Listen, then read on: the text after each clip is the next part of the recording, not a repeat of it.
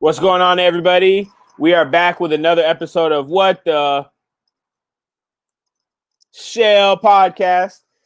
Ed is running a little bit late, and he will jump on in a few minutes and join us. As you know, the father of three has been extremely busy, working hard, being super dad, and so we're going to give him a little lenience tonight.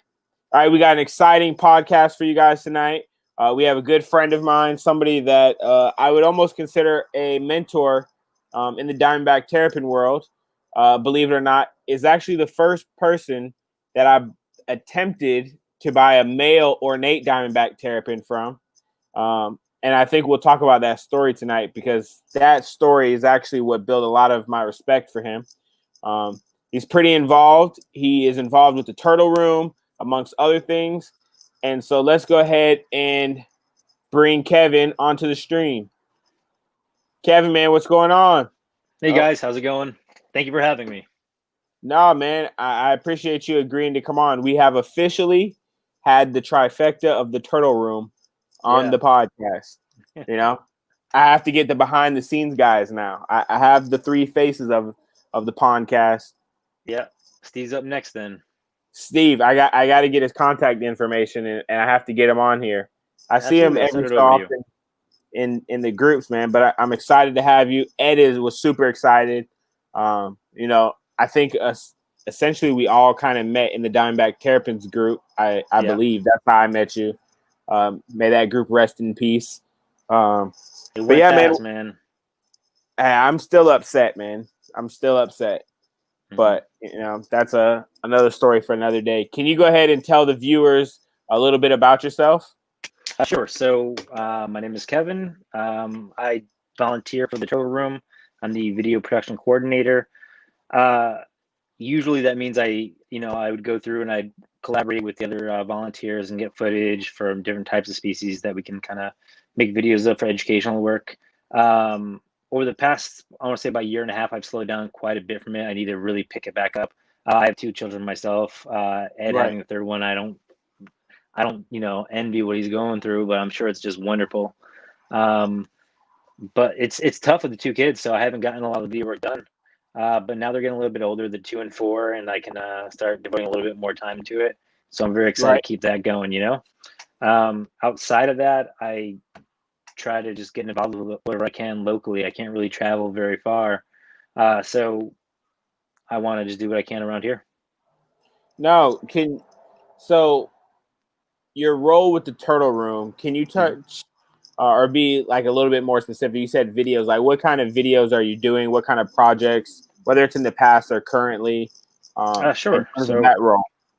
Sure. It was about 4 years ago I started with them, and I remember like my interview would be, I live very close to Anthony, probably about 35, 40 minutes away. So my interview was to go to his house and shoot some videos and edit it and then just send it into them, so they'd see like what I was able to do based on with video editing. Were you friends with him before that? No, never talked to him once. I met Steve at Hamburg once prior, just when I was there for a show. And then met Anthony for the first time. But what's wild is when I first emailed him, I was like, hey, I might not be able to. What's going on, Ed? What's happening? Can you hear me guys all right? Yeah, we can hear you, man. Yeah. So, I said, like, I'm not sure I can do an interview anytime soon. I'm about to have a child, my first child. And he's like, oh, me too, And they were supposed to be 2 weeks apart. But he actually had his daughter one day before I had my daughter. He came 2 weeks early, and my wife went like 2 weeks late, and they just crossed up like that. And ended up a day apart. 1 day apart, yeah. Oh man, sounds like an amazing turtle birthday one day. Hey, good turtle birthdays, man. You guys, he's been a close friend since. Yeah. That's awesome. I was always curious. Ed, how did you initially meet Kevin? I think actually through, man, how did I usually meet you? Get connected. It's probably just the Diamondback Terrapin page. Yeah, I think so. Hey, just through mutual friends and people. Hey, I have to admit, man, for the longest I thought your name was Piaggio. Everybody does. Everyone does, man. I'm Piaggio's curious my where dog. that came from. Oh, Yeah, okay. so Piaggio's my dog. He's an Italian Greyhound, and I've always loved like the Vespas. I've had a few of them, and they're just like one of my favorite things to ride around on. They just feel cool. I don't know why. But the guy that created Vespa was Enrique Piaggio, and I just used that name for my dog. And the Facebook page was actually a completely joke page for him. Like the picture of him is him like taking a selfie, and there's like no one holding him up and stuff like that. It was just a big joke. And then one day I just kind of kept using it, and then I started throwing more of the turtle stuff on there. No, that's so I really didn't know your name was Kevin until we had that transaction some years ago with Pancake. Yeah. Do you remember that? Yeah, so, of course. Of course, that was a sad time, man. It was a sad time. So for the people listening, basically what happened was I had acquired my first ornate Diamondback Terrapin, Ruby, and I was on the hunt for a male. I don't remember how we came in contact that I found out you had a male. I don't think it was Fauna. I don't think it was King Snake. Was it the group? No, it was probably the Facebook classifieds. Probably up there, yeah. I probably just put them up. I knew I was trying to make room for other animals. Yeah. He was cool, too. I never got to see him in person, but he was a male ornate Diamondback Terrapin named Pancake. He was Fort Myers locale, correct? Yeah. So he was a little different than Ruby, but hey, I was open to it. I think we ended up doing a payment plan, and then he got sick like in the middle of the payment plan. Yeah. And what ended up happening to him? Because I don't exactly remember. He ended up passing away. He had I can't he even was think an old what guy it is. too. Yeah, so I got him. I had him, and he was already like well an adult, And the people I got him from, buddies of ours, they had an adult too. Like his full history is like unknown to us. Right. But I think it was kidney. This was like 2 years ago, so yeah, kind of drawing a blank right now. You know what I mean? No, I remember you took him to the vet. I had paid him off, and this was the part that surprised me. I didn't expect for you to be like, yeah, man, here's a full refund, no problem. Like, I don't know. Like, I was kind of fresh in the turtle world, and I expected it to be like, oh, well, I have this other turtle you can get instead, but I'm not sending you the money back. And, like, either that or I kind of expected you to send me the sick turtle and then it die when I had it. Not knowing you just – I felt like Facebook classifieds was like Craigslist for turtles. No, like, I gotcha. No, you know what? I would never want someone to do that to me, so I don't ever do that to anybody. Right. In the past like 5 years, I think I've had one turtle die on somebody I sent them, and like I was more upset about it than you can even imagine. Like I offered a full refund, they wouldn't take it. I sent some back to be donated. They were so gracious, and I felt like horrible about the situation. It's never something that I want, nothing that like I would ever do on purpose. Right. No, I sent a loggerhead musk turtle to a guy, and it arrived with one eye. Oh, wow. Yeah, so it had two on when you left. I cannot guarantee that it had two. Okay. So I sent him. I believe I sent him 4 loggerhead musk turtles, and they were packaged 2 and 2. But when he got it, he said there was no blood, there was no like flesh. It was just like a socket, if that makes sense. Like it was just the spot. I ended up sending him another one, but like that, I felt terrible. Like it was, probably a yearling size. Musk turtles stay relatively small, but I just felt terrible, man. Like I literally could not tell him if it shipped with 2 eyes or not. He was going to send it back, but it turned out that his wife actually fell in love with it, and they kept it. And I was like, well, I don't have any use for a one-eyed turtle. Mm-hmm. It's one of those simple things, man. There's blind turtles out there that make it do, Hey, there's turtles with no front legs or back legs. I mean, they're survivors, man. Definitely. I've seen like really crazy injuries that get healed up. Yeah, for sure. Hey, what's been going on with you, man? Any updates, turtle-wise, family-wise? We didn't get your little intro at the beginning, so I'm giving you this shot. Are you talking about me? Yeah, man. Can you hear me? Yeah, we can hear you. Okay, this is just improvising. What did you say? Man. Did you ask about the twins again? No, updates on turtles. Updates on turtles and family.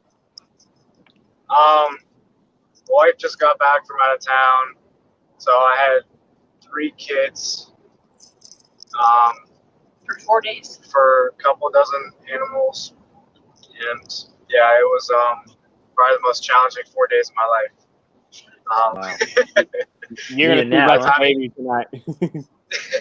So I hope I get maybe a day break with some animals upcoming, so and spend some time in there. But no, it was good though. Yeah, so it's definitely needed, pushed me to the limits. But everything got done, man. Animals got taken care of. Babies got fed. I ate 1 meal, maybe, I think. So other than that, we're good. Hey, you had to give Mama a break, man. I understand. Always. I understand, Welcome man. back from out of town. Thanks. So, Kevin, for our has 3 back. Let's see, what's that? Kevin has back 3s over the hip. Not anymore. Hey, so a back 3 is a skateboard trick. Oh man, you got to show us. I know you and Greg are both skateboarders. I was going to comment on each of your posts and be like, "Hey man, I heard Kevin was a better skater. Hey man, I heard Greg's Greg definitely was better a better than me. skater." You know what I think it is?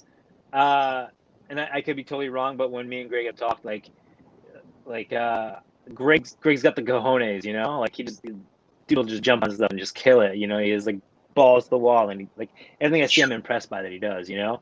And I'm like, I dance around, I do like little tricks and stuff, like flip tricks and whatnot, and I don't like jumping off stairs. I'm scared of it.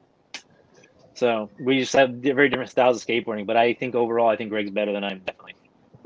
He says you're better. Yeah, I see it pop on the screen. He's very sweet. Thanks, Greg. Aw. So one thing we wanted to do is when we have guests on for the first time, we kind of want to build profiles and get to know them, have our viewers get to know them. So can you kind of tell us how you got started with turtles? Like, out of anything in the world you could be interested in, like, why turtles? They're my earliest memory. I have an older brother who's about 6 years older than I am, and he always had tanks full of, like, you know, painted turtles and snapping turtles, whatever he found that year, you know. And so, like, my entire life growing up, that was there. And then, you know, like, I went away to college for a little bit. Then I moved out to California a little later on. And then when I came back to Connecticut, I had met my now wife, and we started getting some pets together. You know, we got we got a dog and a chameleon, and then some Euromastics. And then I got, you know, I was like, you know what, I'm gonna amp this up, and I bought a caiman. You know, and that was you know, I had a great time with it, but it was not a smart investment, you know, in hindsight. And then, you know, the caimans were nocturnal, so like all day when I'd want to look at it, it's hiding and whatnot, you know. So I was like, you know what, I'll get a turtle. I've always loved turtles, you know. I'll get a turtle, and I'll put it in there so I can, you know, you have the nocturnal, diurnal animals, and they supposedly live well together.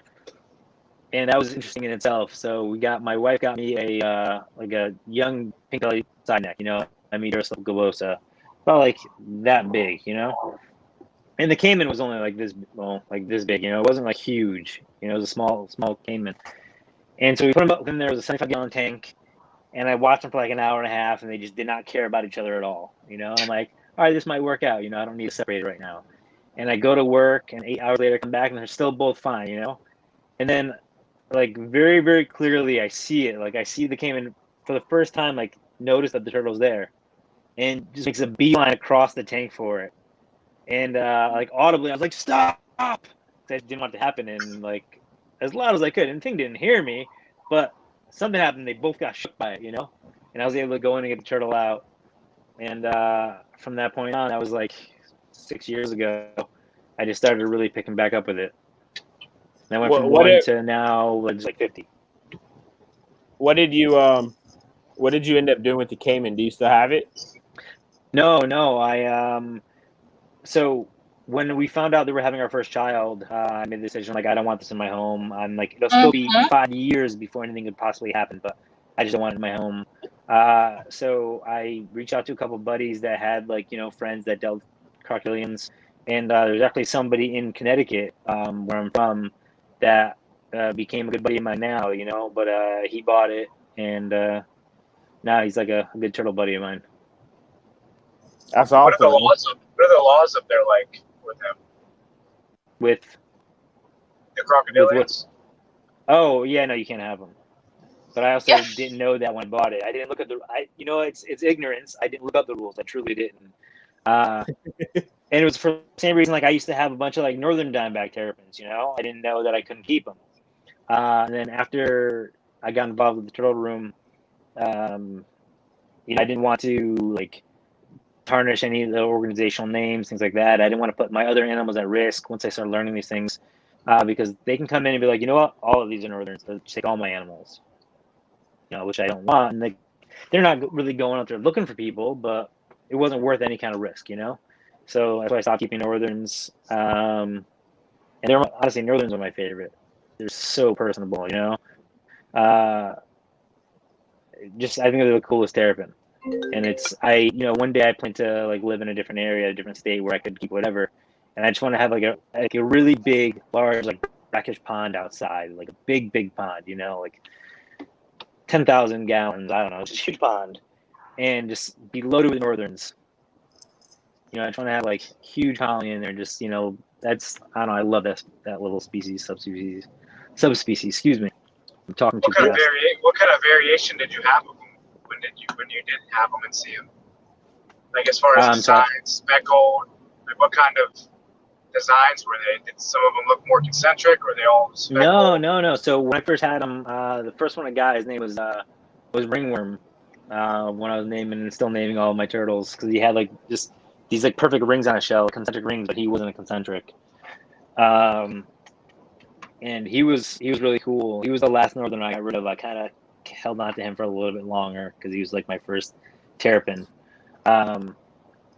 But he went to a local guy that didn't care about the laws either. I mean, I should say either. He didn't care about the laws, so gave him to him. But no, they were all just the speckled ones, normal speckled ones, but they're so cool. I have pictures of them. Like I took a bag of goldfish and I put it in the tank, and they like went frenzied and like bit the bag, and I lifted the bag, and it was kind of like you use pictures, you see like Pitbull. There's like 4 terrapins hanging from a goldfish bag. It was pretty ridiculous. They're just cool. I got a question for you. Yeah. What all Diamondback Terrapin subspecies have you owned? Some northerns, northern like concentric phenotype. Also, I don't know if they were centrata or northern. I have no idea. I've had blue ones that were northern, but I've had white ones that I don't know. Mississippi.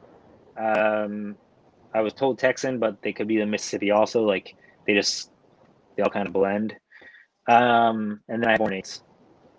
Okay, and you still think northerns are the most personable out of them? Oh, absolutely. Mississippis are really cool. Mississippi's like I have Mississippis right now that will swim right into my hand. Like if I put my hand in the water, they'll come up and just like chill. Like I can take them out. But the northerns were just awesome. Like when I had them. I hope this doesn't ruin it for other people, but my experience is my northerns happen to be my most aggressive ones. Really? Yeah. So my northerns actually took chunks out of each other, like out of their butt cheeks. Yeah. Okay. Every ornate that I have actively tries to bite me. Actively. Really? Yeah. Like I had 2 bite each other in the face the other day when I was trying to get measurements and stuff. I wasn't paying attention. They were like just in a different tub. So my ornates, I wouldn't say are my most personable. I'd have to say my Mississippi is my most personable. Yeah, Mississippis are cool. And then I'd say my concentric female, which like you, I don't know if she's centrata or northern, but like if I'm talking about just regular northern phenotype, man. And they were my first ones. They took huge chunks out of each other that took forever to heal. But I mean, yeah. I ended up rehoming both of them because I didn't want them taking chunks out of my ornates or, But how many Mississippis do you have, if you don't mind me asking? 5, 3.2. Okay, Yeah. that's awesome. Dan Yeah. wanted to post that he still names his turtles. I also still name my turtles. Yeah. At what, I don't name all of them anymore. I got, once I started getting into box turtles, there's like 17 box turtles in my backyard. I'm not gonna be able to name them all and know which ones are which. right. How many box turtles do you have now? Is it still the I three think toe? I think like yeah, just the 3 toes. Actually, I have a couple little ornate yearlings that a buddy of mine gave me. Those are really cool. I'm excited to try like captive bred ones. I've tried ornate box turtles in the past, and I haven't had great success. And I'm pretty sure all the ones I got were like wild caught animals. That's funny. I remember I was supposed to get one from you. That really cool one that had the green head. Yeah, that's the animal. That's the animal that I was talking about earlier that ended up passing. I was really bummed about. Really? Yeah. Oh man, I wish I could pull up a picture. That ornate box turtle was insane. Yeah, he was Man. really cool. Ed, Yeah, you might have full size male, and he was like that big. let's see. We got some comments about northerns. Let's see. West Coast Florida Nates are most friendly, and northerns go after each other the most too, Cody. Let's see. I don't know. I had great success with northerns. I like them a lot. I'm curious if it has anything to do with like the environment, because I'm in ornate environment and you're in northern. It very well could be. Yeah. Like I go and I catch food for them like right where they're at, and there's this big tower with like sometimes people have like telescopes up there, like for watching birds and whatnot. And I can look through and I can just see like 20, 30 terrapins like on a mud bank. And it's my backyard, and it's really cool. I think that that probably does play a lot part of it. Let's see. We got some other comments. He says his concentrics always try to bite him, and the northerns are like puppies. Mm-hmm. I think it really has to come down to each animal, but also I was thinking about even where it came from. Also and gene pool and also what you feed it, because I noticed if I feed a mine more of an actual meaty station or something like that, man, they get ramped up as opposed to just like pellets, so that's kind of why it's only like a weekly like treat. Hey, you're breaking up, buddy. Can you hear me now? Yeah, kind of. I heard weekly treat.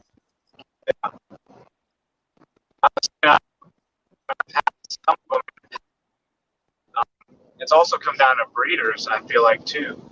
I don't know, like the gene pool. I don't know. It's something like, I don't know. It's condition-wise, how the parents are. I don't know, like if it's passed down. But I think in some way, shape, or form, it's either the treats or yeah, I don't know where I was getting at. And this is an interesting question. I'm curious what you guys think. Leslie asks or states that males are always more aggressive for her. What's your guys' experience in terms of Diamondbacks? I personally haven't seen a lot of male aggression at all. The only aggression I've ever seen with terrapins has been towards me, and it's generally the females that are like, these big megas of females that are just want to rip into me when I try to pick them up. So mine has been more females. I don't think I've ever had a male aggression problem. I've also never kept more than 2 males together. Most of my aggression has been female to female, or my mangrove female. When I do water changes, she gets really aggressive, so I have to take her out. She tried to like almost bite the head off of my ornate, and her head is pretty big. But mine has always been female aggression, and it could have been that when females aren't quite at the size where they're reproducing, but the male's still trying to breed them, and they just get harassed. I mean, just pass through them. Right. Hey, I gotta post this. This is funny. I don't know if you guys saw his post. and the Diamondback Terrapin group. I guess our buddy Dan had a problem with his enclosure smelling like butt, and everybody's question was, "Well, how do you know what butt smells like?" I don't think we're gonna go into that today, but Kevin, I'm also curious, what all species do you keep now? You said 50 turtles, but what species are you working with? It's mostly the just Diamondbacks. I have a little over 20 Diamondbacks, and then the three-toed box turtles, a few different tortoise species. I co-own some redfoots and like cherry-head redfoots with a buddy of mine. Forstman's tortoise, and then I have a couple of Aldabras. That's awesome. Can you tell the viewers about your Aldabras? I am partial to the names. The names are awesome. Yeah, so my they are Topanga and Fig. Topanga after Boy Meets World, I was a big crush of mine as a little kid. And Fig is a character on a kids show for my daughter called Tumbleweed, and she's just like in love with it. So she named it Fig. She's actually so Chris's Aldabra, Mickey. My daughter loves that tortoise. We have a picture of her with her like in our living room framed, and every single turtle I bring home, she's like, "Can we name it Mickey?" And I'm like, "Sure, whatever, And then the next one, like, "Can we name Mickey?" I'm like, "How many do you want to name Mickey?" But I think she just thinks every turtle's Mickey now. Right. So why Aldabras, man? I mean, considering it's a species that gets ginormous, what made you? Yeah. So, I mean, by a non-turtle keeper standard, like I have way too many turtles. I have like 50. It's insane. You know what I mean? But and yeah, Greg, Topanga definitely was a babe. Danielle Fisher, if you're watching, I'm married, but make somebody else really happy and marry them. She was definitely like first TV crush, man. I was like, Corey, Cody, dang. If only I could have been Corey. If only, I forgot what we were talking about, to be honest. Why Aldabras? I'm sorry. Oh yeah. So, for like non-turtle people, 50 is a ton, But then I talk to like friends of mine, and they're like, "Yeah, I have 150, 200," and I'm like, "That's awesome," but like I'm struggling with 50, so like I want to kind of cut down and just focus on like, honestly, probably in the next like 5 years, I'll probably cut down to like one group of terrapins and just that, and then because I'm not gonna have the room. These animals are getting a lot bigger. Eventually, I'm gonna have to move, or I can't. I'm gonna have to get rid of the animals, which I don't want.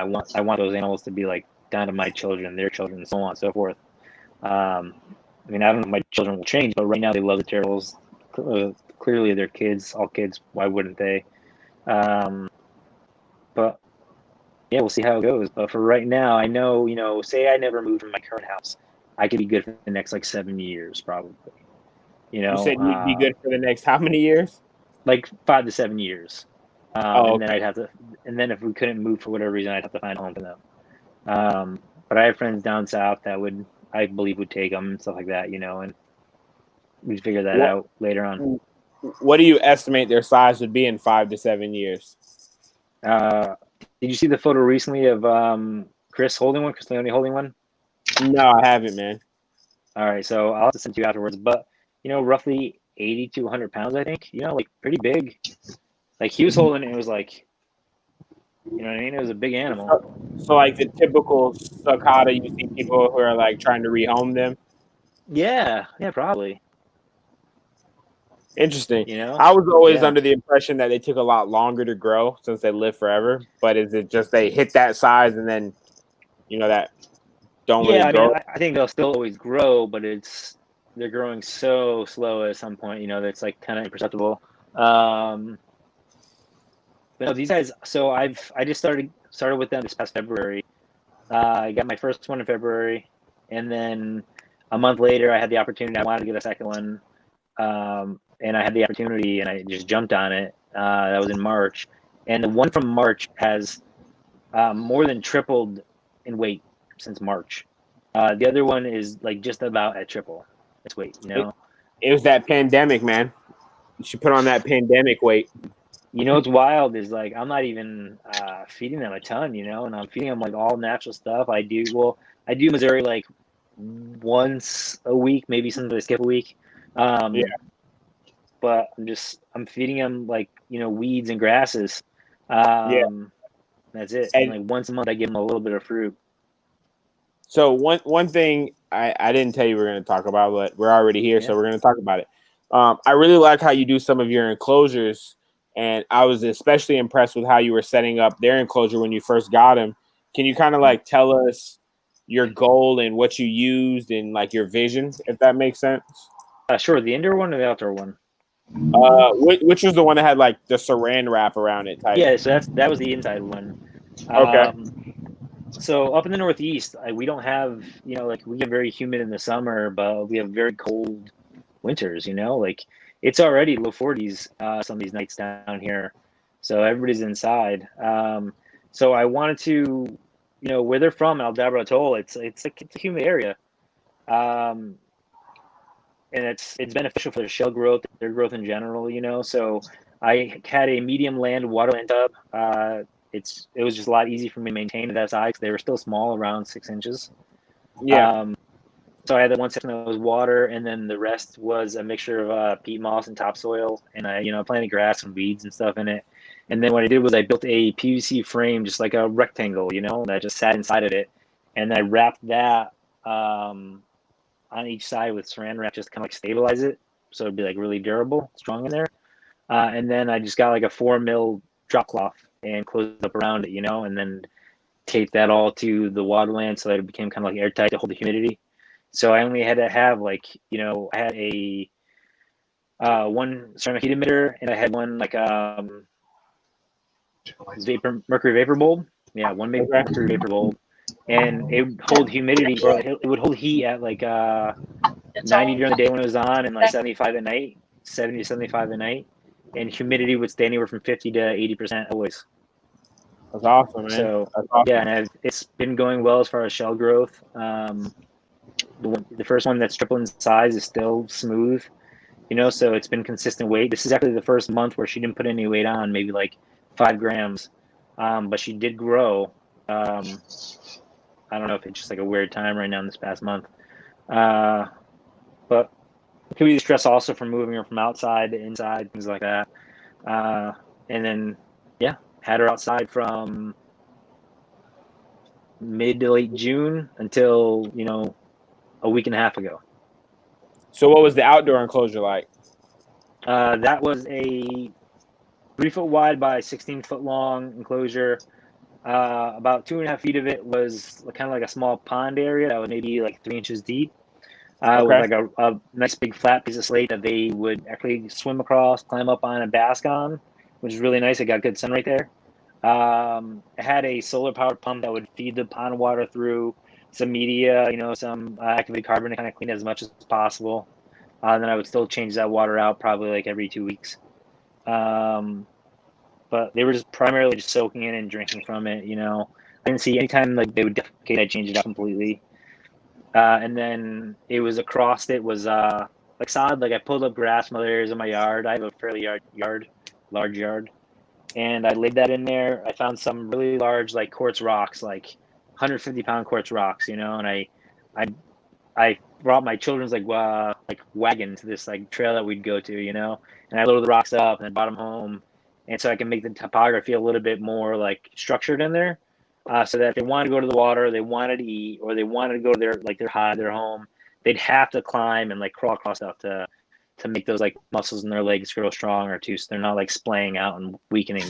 That's a big problem with these animals because they do grow quickly and they get heavy. And if they're not working out the legs, they can get obese and all kinds of problems.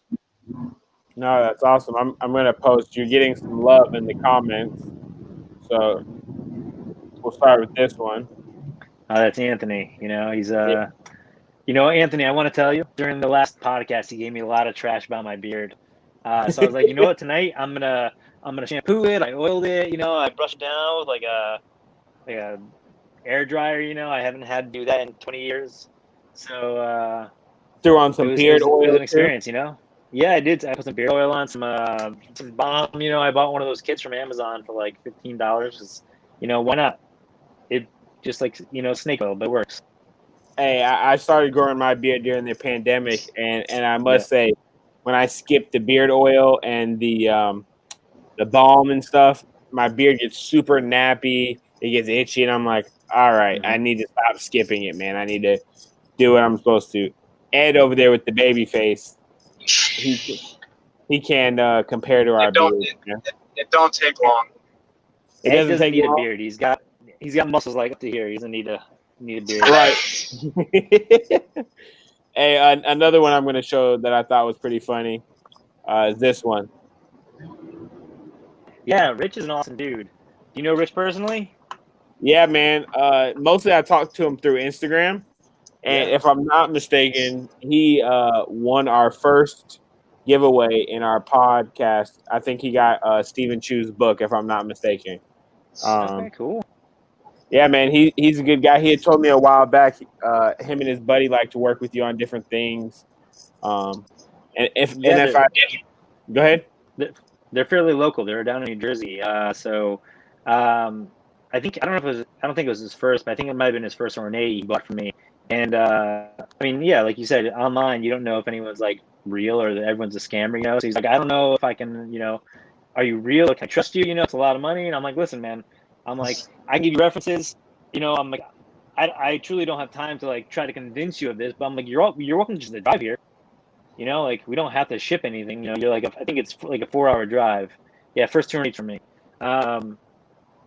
It was like a 4-hour drive, and he came up with his buddy, and yeah, it was really nice meeting people that are like-minded. You know, really Terrapins. There's not a lot of people in Connecticut that you know, that I talk with regularly that are. So it was cool. No, him and his buddy got a small army of turtles building. I know, man.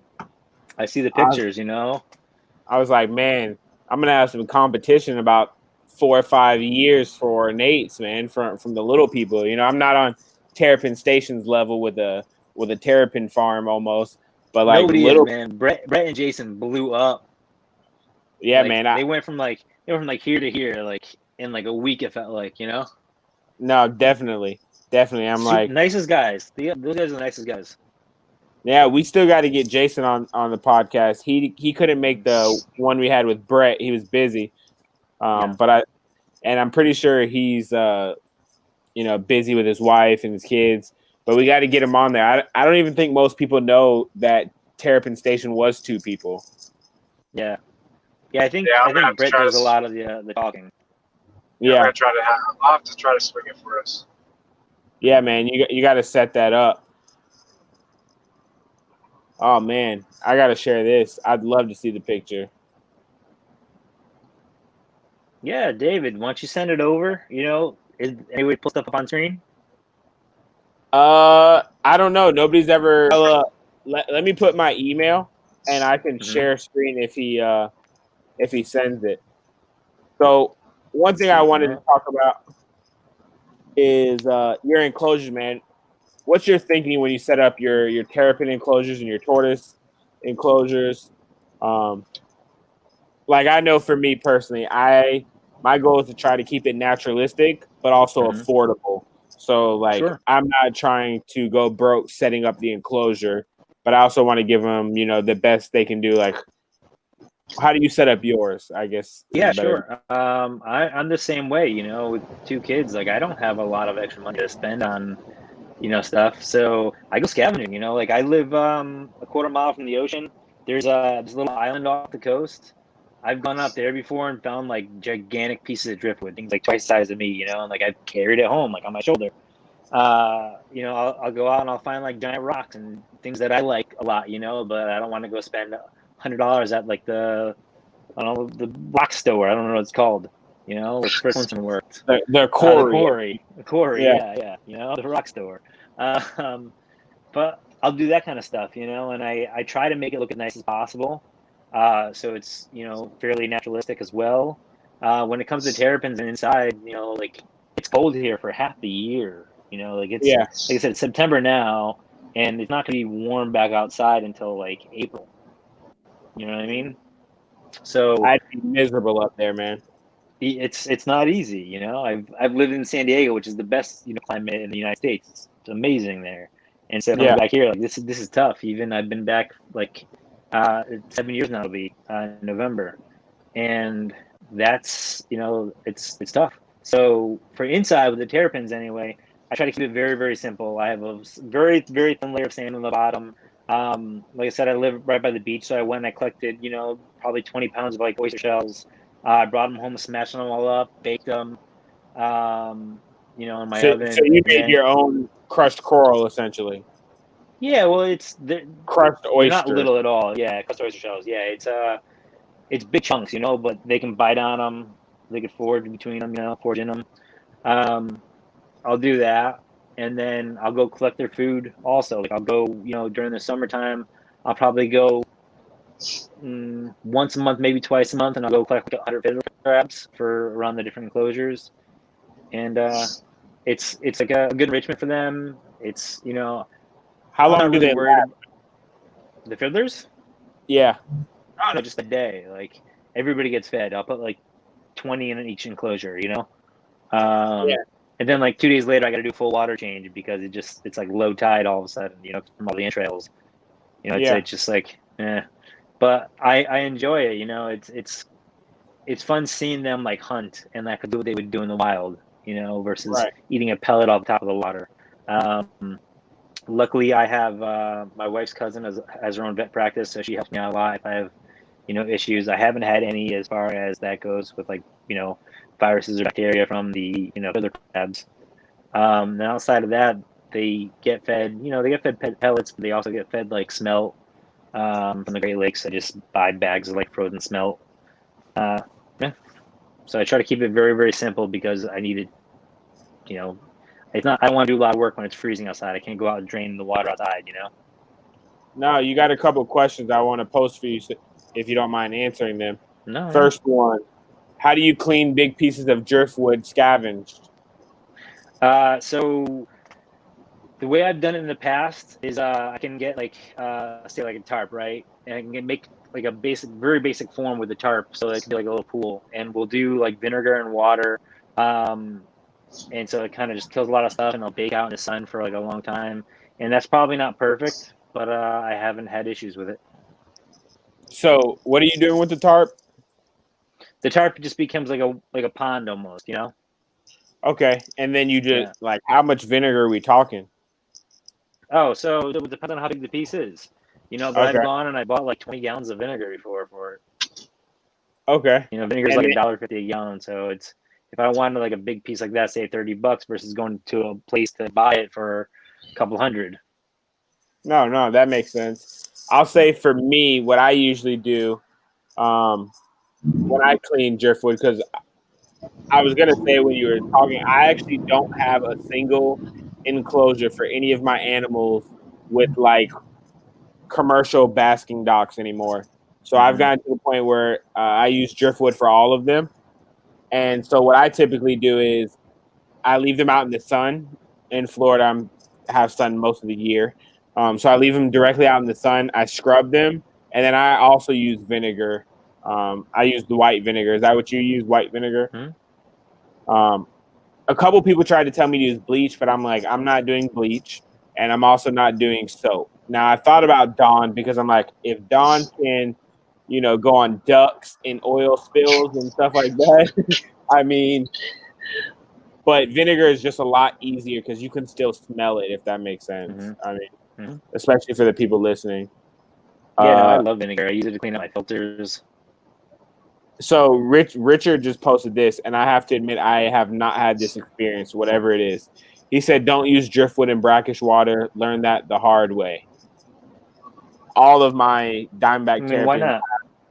have driftwood or cork bark or some sort of natural. I'm curious for him to post that. But also, a lot of the driftwood I find is from like salt water, so I don't see why it would be an issue. I did want to. David sent me the picture. I'm going to pull that up while you answer this question.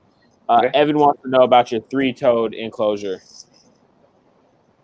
Evan. So I had a jailbreak recently, actually. So my 3-toed enclosure is, it's kind of like a L shape, but it's probably, I want to say 20 feet by like 12, 13 feet.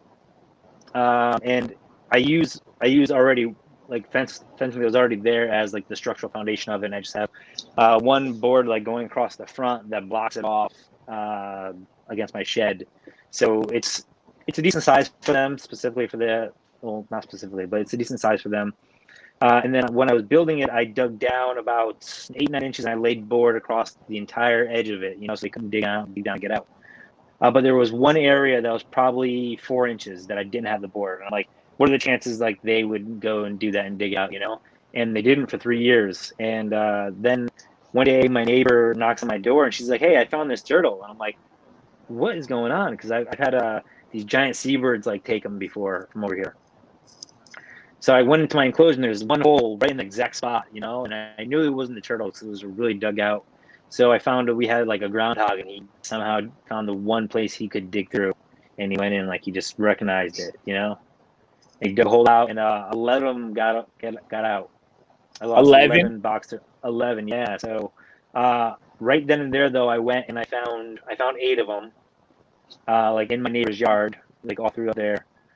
And then because she had a fenced-in yard also, I got lucky. The other 3 were brought back to me. So 2 were brought back to me from neighbors. Like they just knocked on the door. They're like, hey, I found this. I think it's yours. And the other one was just on the other side of my fence where the birds, like, so we have these big birds. These like big blue herons. And they'll come and they'll pick the turtle up to try to eat it, and then they'll drop it. And they're dropping them just like to the other side of my fence, which is annoying because then I have to like reach over and like get stabbed and try to pick them up and whatnot. So I bought this like bird netting now to like drape over the top of it so the birds can't come down to get them. Okay. No, man, 11. That's insane. Over the course of how long? Do you know when the escape started? Oh, so I checked the enclosure every single day. So it was one day. Yeah, because like my mornings, like I'll get. Good. No, go ahead. I'm listening, man. I'll just say my morning routine is to get up, walk outside, like check on all the tortoises. I bring my daughter outside. She, collects hibiscus flowers with me. And we go and we feed the tortoises, and I check the box turtle enclosure, make sure there's no issues. But yeah, this one is like, it was at nighttime. No, actually, so it was fine. It was fine in the morning, and then the next morning, so they had like 24 hours at some point during that day.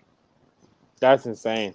And there's part of me that wants to say that they were like plotting. Like once one, it was like a jailbreak, man. They were like, this they saw way. It, they went for it.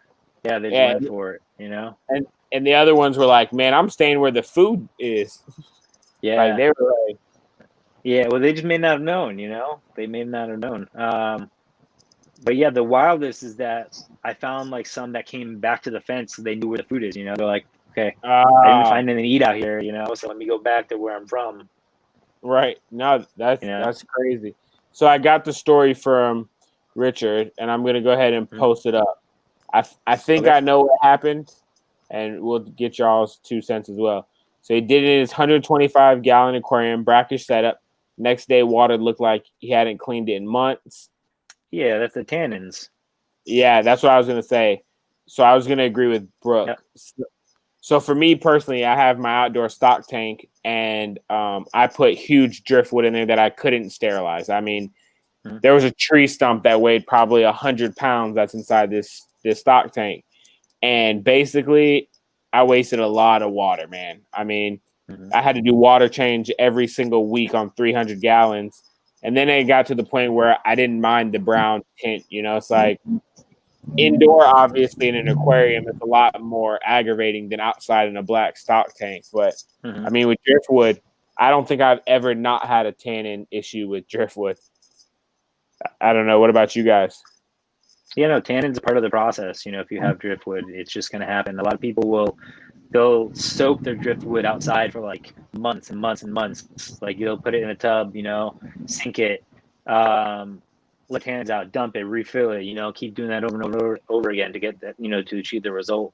But I mean, for the most part, like turtles, they don't care. It's better for them. It gives them more like hiding spaces. They're not like overly, like they don't want to hang out with everybody. They want to hide. They want places to get away. So right. I can see it being beneficial. I had talked to Greg, and he was like, Greg's not a big terrapin person, and most of my enclosures are terrapins. I mean, I have spotted turtles, I have box turtles, I got musk turtles. But he was like, he's never been to a body of water that had driftwood in it that wasn't a tint of brown in some capacity when you look into it. And so his theory was, I mean, it has to have some kind of benefits for the turtles, because you look at most wild turtles and they look perfect,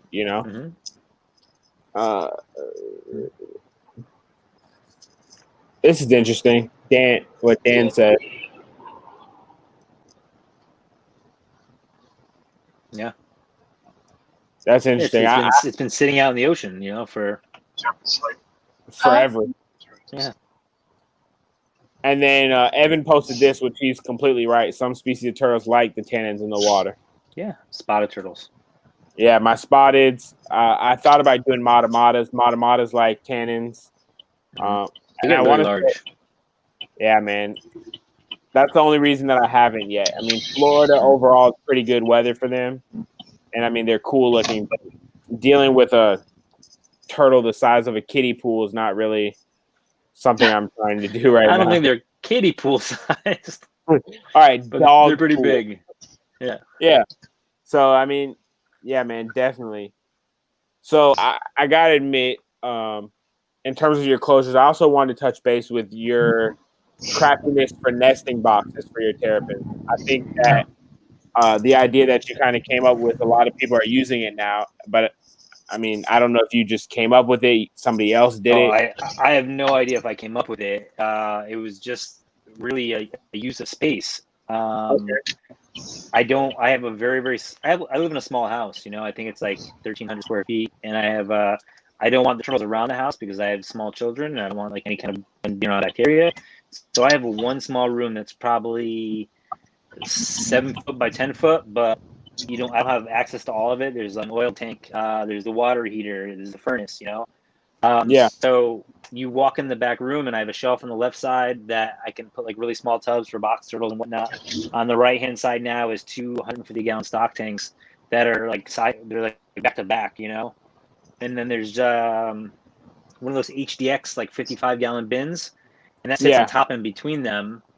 And then I have a board, screwed into the middle, and then holes cut out so each enclosure can go up the ramp into the same tub. And then by doing that, I only need to have like one set of lights up there. I have like one of those 48-inch like shop lights that can have different attachments screwed in on each side. So I have the ceramic heat emitter and the UVB bulb up there. And it's the best use of space.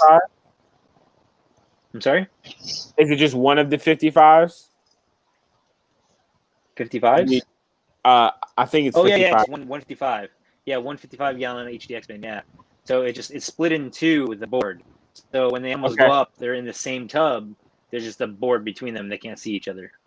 So did you just go like, I know they say for terrapins you want about 8 inches. Did you just go up 8 inches and cut the hole in it, or yeah, it's roughly that. It's roughly that. It's probably around 7, but yeah.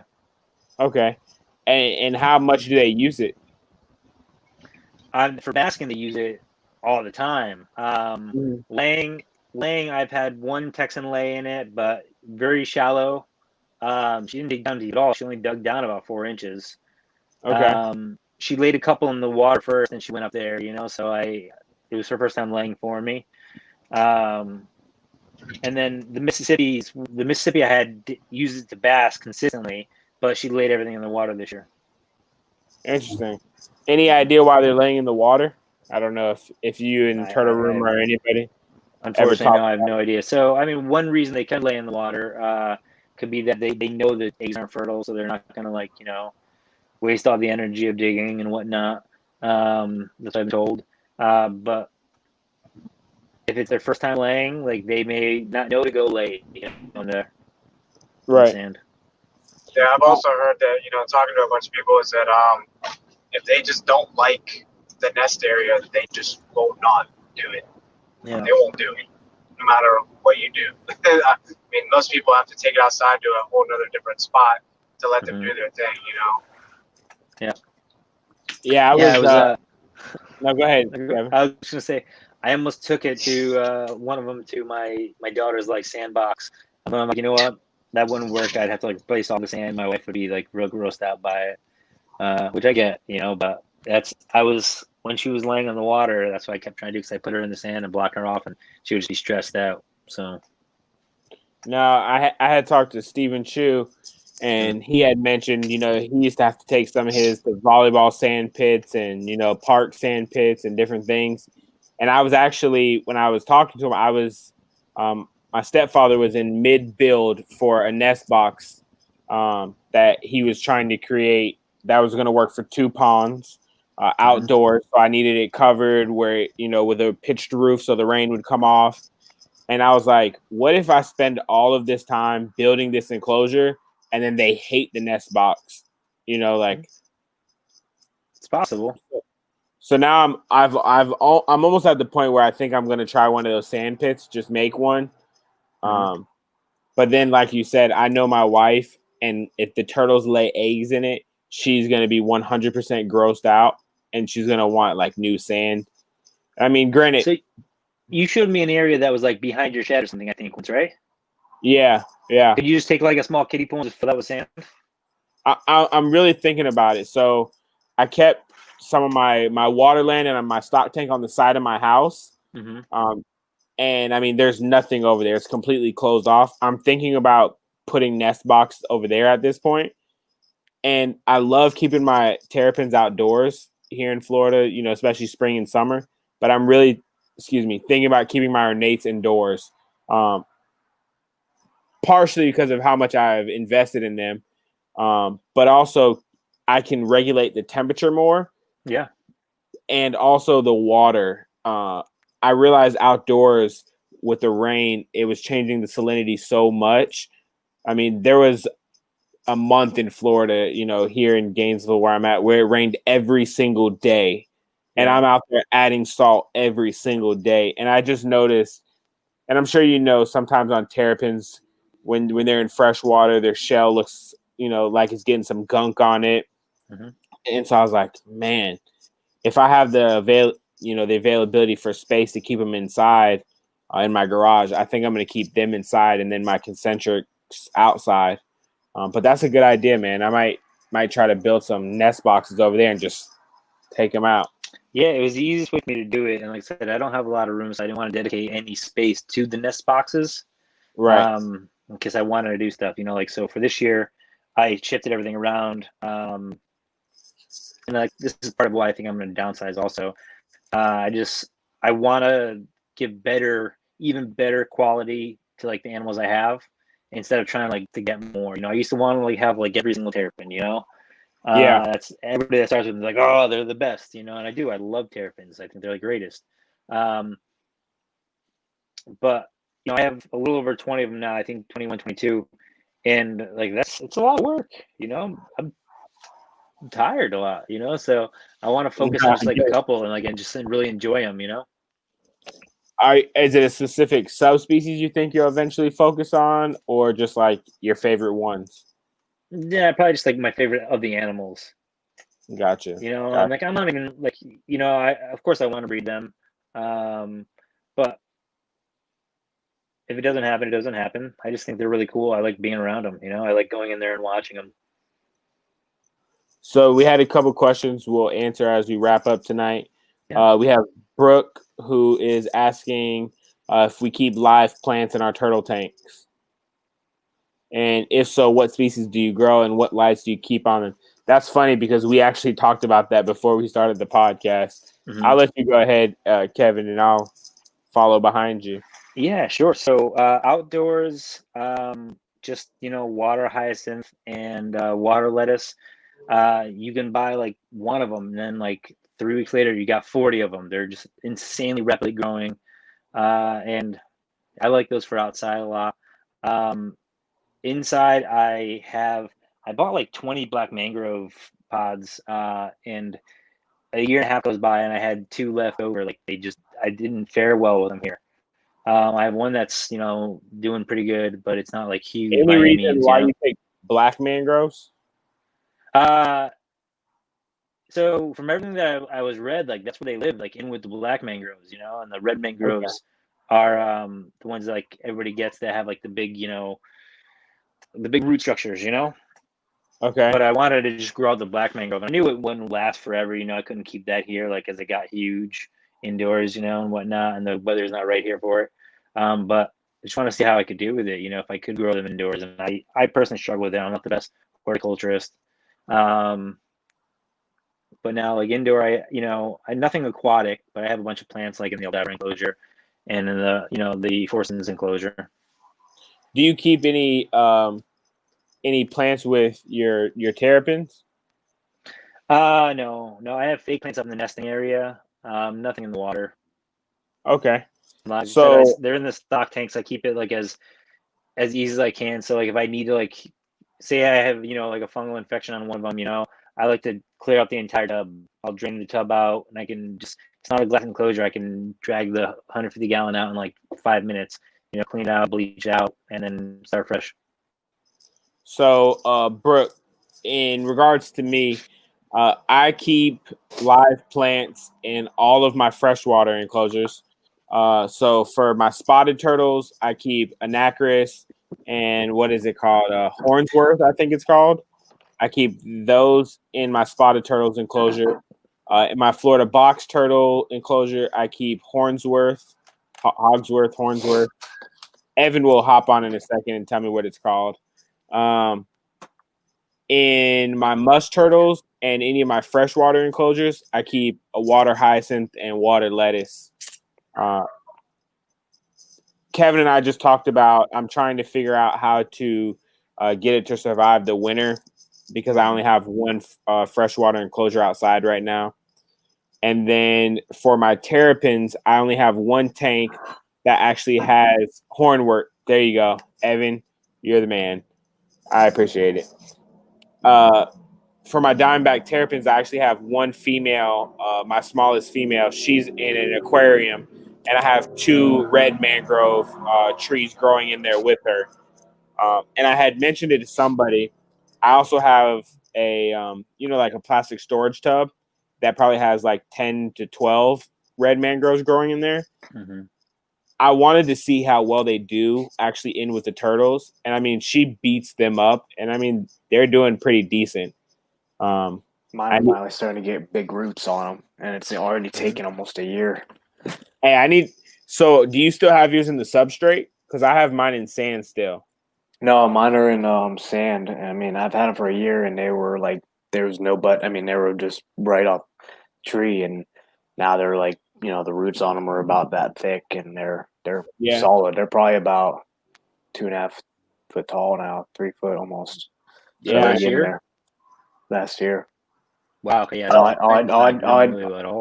All I do is keep them in sand and water, man, and natural sunlight, and I don't do a single other thing, man. I think I only had one die out of like 15. So, Kevin, I don't keep mine outside anymore. I have a LED grow light that I got from Walmart and a UVB, like one of those 48-inch, I think it's like a T5, and I have it on a double light fixture. And I have it over them, and I mean, they grow pretty well. My 2 indoors in my aquarium, I just have a mercury vapor bulb on them. And I mean, I plan to keep them indoors until they're nice and like hardy. Yeah. The dream of mine is to be able to put them in all my Terrapin enclosures, like as centerpieces, I guess you could say. Yeah. Yeah. It's thinking, man. A really cool plant. I love it's like process for like repopulation for itself. I don't know anything about like horticulture. Is that propagation when it's reproducing? So like it'll drop the pod and the pod will just like float for miles and miles and miles until it like sinks, and then it just pop the cap off. Dude, that's wild, man, how that happens. Yeah, you'd think it was already dead, like you would have no recollection. I know I missed a tail end with you guys. With Kevin with the nest box again. I don't know if anyone asked you, but how do you do it the old basic way as far as like wood planks going around it, or like to keep it like enclosed, or how do you do it? Oh, so the box itself is it's like one of those HDX 55 gallons, Okay. And so that's fully enclosed, and then it just has like a small cutout on each side for them to go in. Okay. And then one of those like lighting diffuser. It's a lighting diffuser ramp that's across like a PVC pipe that's wedged in the tub. Okay. For like stability, and it's very, very simple and basic, you know. And that way, if I need to break it down, Yeah. I just take it. I can have it completely down in like 10 minutes. Yeah, that's one big You know, I'll thing I usually see take like most people do that wood, and so I'm like, man, that's so much work just to keep it up. I actually thought, I mean, Cody knows from my enclosure. I was like, man, that's way too just heavy duty, man. So, what I did with mine is I found at Home Depot a leaf litter box. Leaf litter fold out that you put all leaf litter, so big, sturdy, and all that stuff. I just drilled holes going all the way around the box and zip tie all the way around, man, and plenty of height, plenty of stability. That's it. Nice. That's awesome. Hey, I gotta admit, Ed, I'm kind of mad, bro. You never told me it was a leaf litter box. I thought I did. No, man, you were holding out this whole time. I asked you what it was, and I sent you a picture. You sent me a picture, but that didn't mean I know what it is. Oh, well. The only thing you told me was your ramp. That was the only thing you talked about. The ramp, yeah, those are. It's all, man, all Home Depot, man. I found those the drainage ramps, the drainage water from gutters and stuff, and the gutters. Yeah, the big green ones. Got two of them, big side by side, and I got the zip tied for the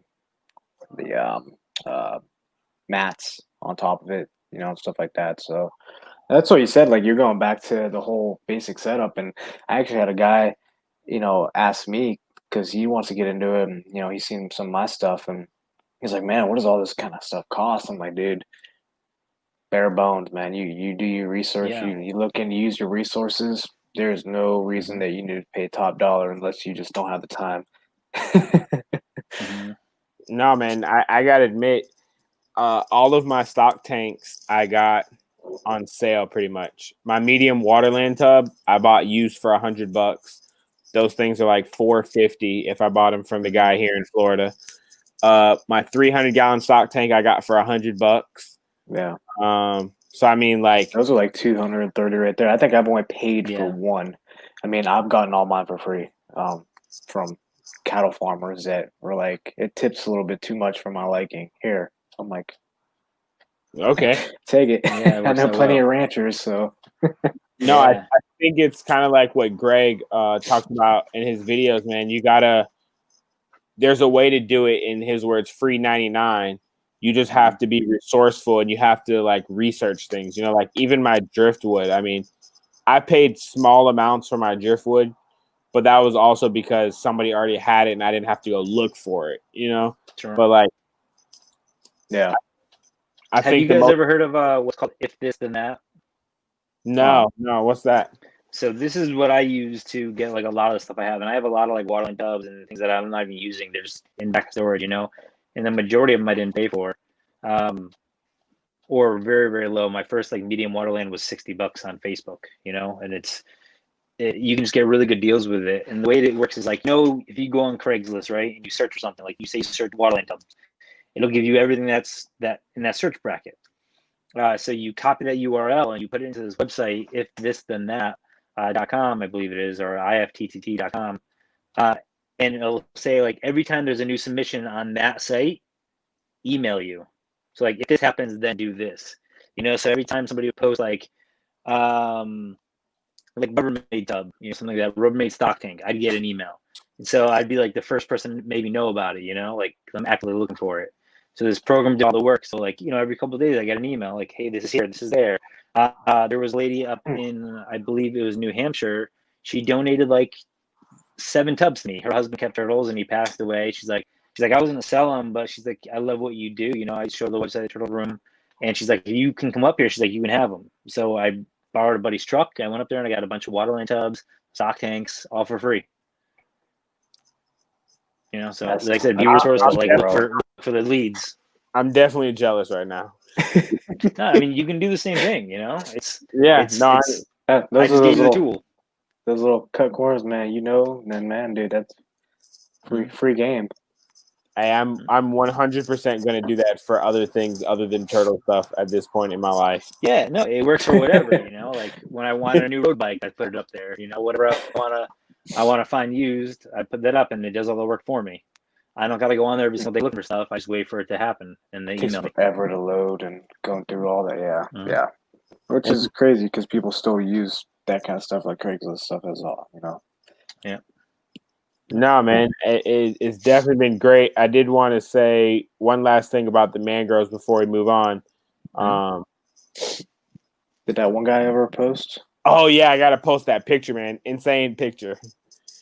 So Casa de Finch said that he could not get the mangrove to thrive only in fresh. If they're in brackish water or salt water, you have to spray them down daily. That's something that I found out the hard way. Ever since I started misting them, I spray all the leaves daily. I actually even spray them in fresh water. They really like that, and from what I'm told, it helps the salt run off the leaves. So I did want to share that. Interesting. You guys ready to see this mangrove? Sure. Let's see. I think we'll use the mangrove to wrap up the podcast tonight. Does that work for you guys? Yeah. Yeah, I'm just glad I was able to It's finish. gonna pop on screen here, or Yeah, man. I'm going to share the screen.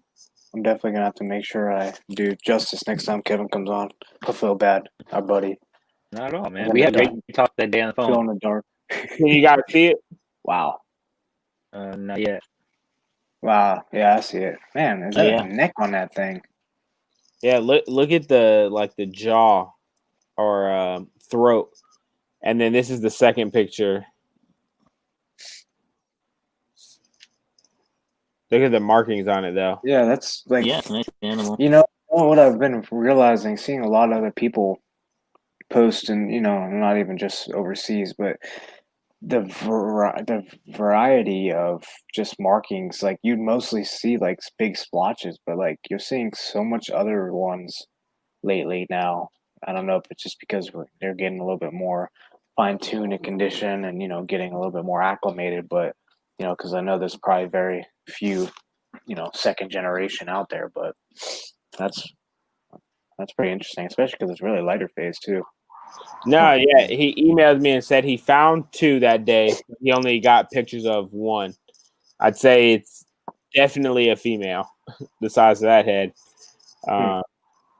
But I'm no mangrove expert, but I would definitely say female. But yeah, that was a gorgeous turtle, man. I'm glad he shared it with us. It's been a great night. Yes, it has.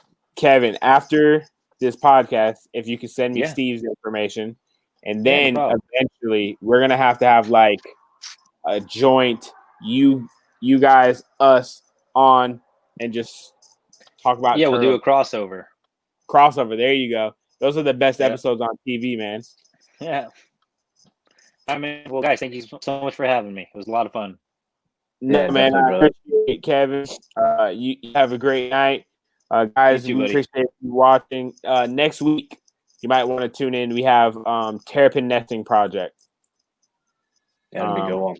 Yeah, on Instagram. That's what they're on Instagram. Terrapin Nesting Project. I think they're in New Jersey. I was about to say North Carolina. But yeah, man, that'll be a great one. Guys, we will see you. Hey, Dan, this is funny. He said, this is what we'll call it, that episode. What the podcast? There you That's a go. good idea, definitely. All right, guys, you guys have a good night, and You too. we will see you next week. All right, guys. Later. Thanks, guys. Bye. Good night.